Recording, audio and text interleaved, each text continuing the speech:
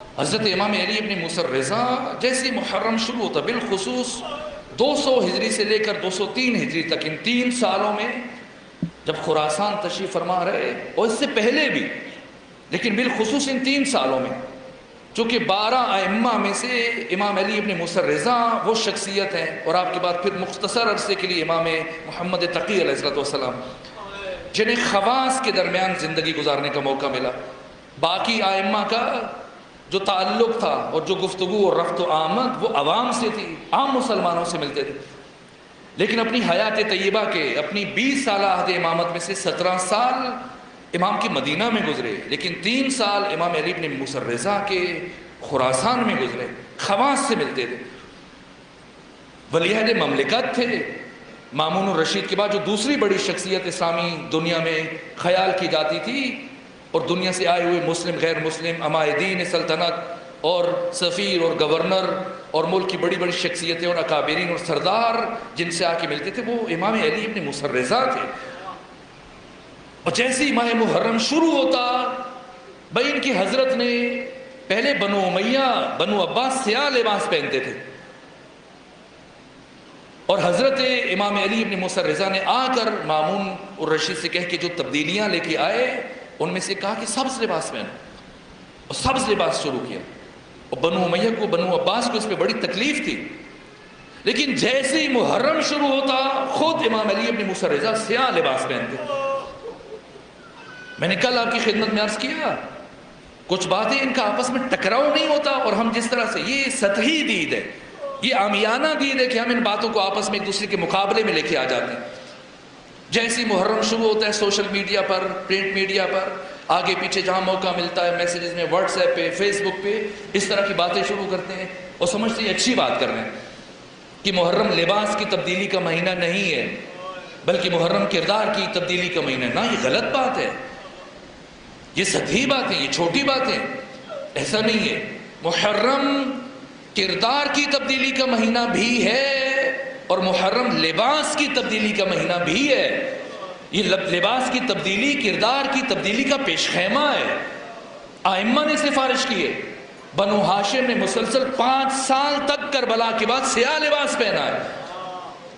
مولا متقیان کی شہادت کے بعد شرح ناج البلاغہ کی 16ویں جلد میں ابن ابی العزیز معتزلی نے لکھا کہ جب امام حسن مجتبی باہر آئے اطلاع دینے کے لیے کہ میرے بابا شہید ہو گئے، اس وقت آپ نے سیاہ لباس سے تن کر رکھا تھا۔ شیخ حر عاملی نے، جن کا مرکز مشہد منورہ میں ہے، مشہد مقدس میں، وسائل الشیعہ کی 3ری جلد میں 20 روایات بیان کیے ہیں، یہ سیاہ لباس محرم و سفر میں عزادار خود پہنے، اپنے بچوں کو پہنائیں، ان کا آپس میں تقابل نہ کریں۔ یہ سیاہ لباس یہ پیش خیمہ ہے اپنے کردار کی تبدیلی کے لیے، مقابلہ نہیں ہے۔ اسی طرح جو دوسری بات میں آپ کی خدمت میں عرض کر رہا تھا کہ حسینیت وہ مرے ہوئے یزید کو مردہ باد کہنا نہیں ہے، بلکہ زندہ یزیدیت کا تعاقب، نہ ایسی باتیں نہ کہے۔ عصر حاضر کے زندہ یزیدوں کے تعاقب کا نام بھی حسینیت ہے، اور مردہ یزیدوں کو مردہ باد کہنا یہ بھی حسینیت ہے۔ یہ باتیں اہم ہیں، ان میں ٹکراؤ نہیں ہے۔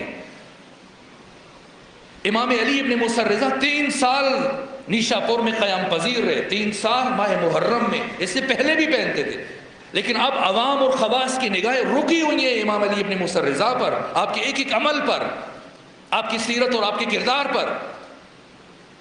لیکن جیسی محرم کا چاند نمودار ہوتا ہے تو لباس بدل جاتا ہے، اور خوراک بھی بدل جاتی ہے، اور اب آنکھیں کہ مسلسل برس رہی ہیں، اور اب گھر میں بلایا جاتا ہے کسی کو مرثیہ پڑھنے کے لیے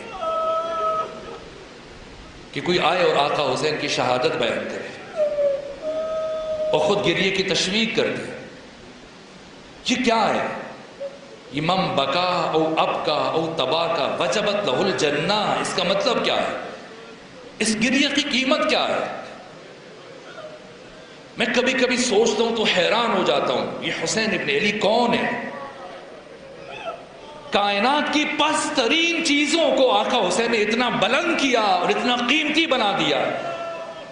یہ خاک جو ہم اپنے پاؤں کے نیچے روند کے آگے بڑھ جاتے ہیں،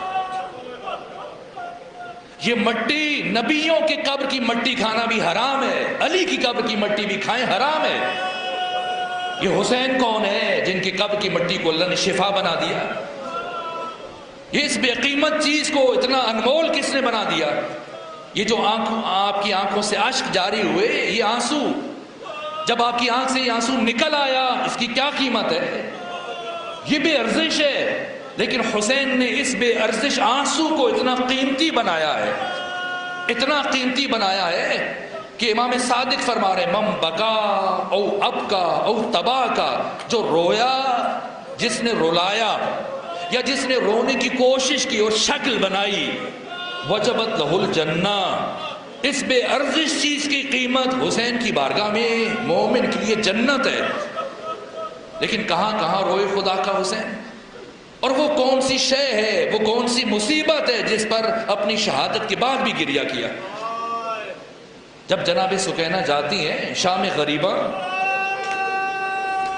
اور بیٹی کی اپنے بابا کے ساتھ ملاقات ہوتی ہے، بعد میں جب ثانیہ زارا نے اٹھایا جناب سکینہ کو، پوچھا کہ آپ نے اپنے بابا کے پاس جو پہنچی ہیں، آپ کے بابا نے کچھ بات کی ہے آپ سے؟ کیا جواب دیا؟ کہا میرے بابا نے مجھے ایک پیغام دیا، مجھ سے کہا اے میری سکینہ، میری شیعوں کو یہ پیغام دینا، شیعتی ماء عذب ان شربتم فاذکرونی، اے میرے شیعوں جب کبھی ٹھنڈا پانی پینا، جب کبھی میٹھا پانی پینا، میری پیاس کو یاد کرنا، او سمعتم بقتیل او غریب فاندبونی، جب بھی زندگی میں سننا کوئی پردیسی مارا گیا، کوئی مسافر مارا گیا، پہلے مجھ پہ آنسو بہانا، اور اس کے بعد پھر اپنا کون سا درد بیان کیا۔ اپنی شہادت کے بعد آقا حسین نے اپنی 4 سالہ بیٹی سکینہ کو علی اکبر کی برچھی نہیں بتائی، عباس کے بازو قلم ہونا نہیں بتایا، قاسم کی لاش کا پامال ہونا نہیں بتایا، اپنا اور کوئی درد نہیں بتایا۔ کیا بتایا؟ لیتکم فی یوم عاشورا جمیعا تنظرونی، اے سکینہ میرے شیعوں سے کہنا کاش تم سب روز عاشور میرے سامنے ہوتے تو کیا دیکھتے؟ کیف استسقی لطفلی فادوا ان یرحمونی، کہ میں کس طرح اپنے 6 مہینے کے بیٹے علی اصغر کے لیے پانی مانگتا ہوں،